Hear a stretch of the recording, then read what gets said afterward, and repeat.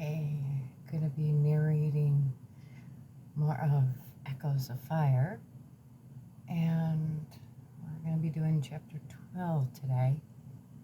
Got a new mic, so hopefully this all will work out, and it works. So, figured to do a little bit more behind the scenes with narrating. So, allergies are still kicking up quite a bit. So, hopefully we can get this done. Get this book out, this audiobook, because the actual Kindle is available on Amazon. So, but we shall see how this one goes.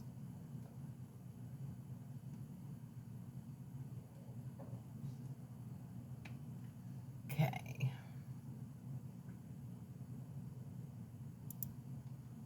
Chapter 12. Walking into the bar, I stopped and looked around, taking it all in. I let out a soft sigh, knowing that this place, in a small way, was mine. Not fully, of course, but there had been things that needed to be changed. And now I can create an atmosphere that fits this place. Steve never had any care for this bar. Nothing was ever updated or replaced. This old bar was just going to get a facelift it finally deserved. Tom wasn't due in for another hour, which was perfect. It gave me time to write down a list of things that I needed to go over with Vincent since he dealt with all the financial part of this. I know I wanted to get new booths, tables and chairs, a jukebox, new lighting for behind the bar. The floors needed a redo, and the decor did as well. Right now, it was just all plain wood. I wanted to stain the walls and add a few things here and there. I also wanted to update our back room, new couch, new table and chairs, and a new fridge. By the end of the list, I cringed knowing that this was going to cost quite a bit. But over time, it could be done, I hoped. As I finished going over the list, Tom was walking in. I see you're already making a list, Tom said with a smirk. He was like I was, wanting to revamp this place. I gave him the list, and he agreed with all of it. This old place needs it, and I think it'll bring in more customers, Tom said as I followed him to the break room.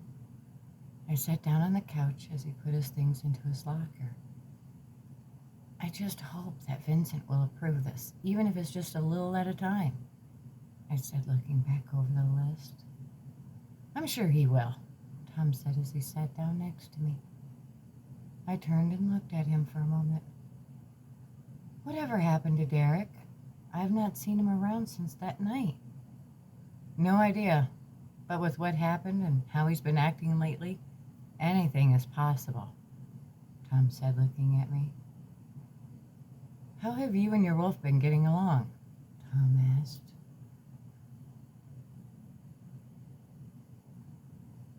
She has been quiet. I feel the presence inside of me, which must be her.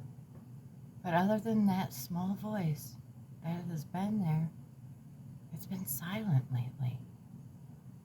Talk with Vincent. He can see what is going on. One of the benefits of being an alpha. An alpha can always find out what is wrong with the wolf part when communication goes silent, Tom said. Dave walked into the back room as he looked over at me. He smiled a warm but sad smile. What's wrong, Dave? I asked. I need to talk with you, Lucy. It's private, Dave said, looking between Tom and me. Is this personal about you? I asked. Dave shook his head no. Then Tom can stay if it deals with me, I said, sitting there but looking at Dave. Something was wrong. Dave walked over and sat down next to me, taking my hands into his. Lucy, I don't know how to tell you this, but something happened last night. I'm still learning all the details, but I want you to know this is hard for me to tell you like this. What is it, Dave? I said, not liking where this was going. Vincent was killed last night.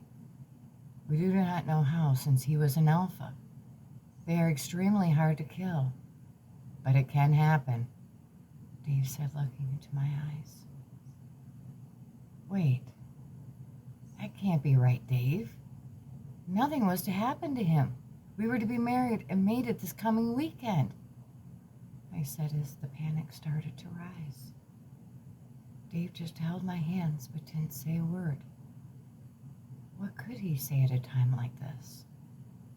I turned to Tom. I saw his eyes were full of unshed tears. What is going to happen? I turned and looked at Dave. This is where it gets tricky. Since I am the beta, I will take his place until we find a better suited alpha, or one challenges for the spot, Dave said quietly. Where is Vincent now? I asked. He's in the pack morgue. There will be a burial tonight, and if you want, I will escort you there since you were his fiancé, Dave said.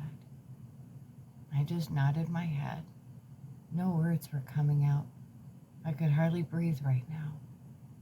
I just lost the best thing that came into my life. Tom, can you put a sign on the front door that the bar will be closed for the week, please? I said to him.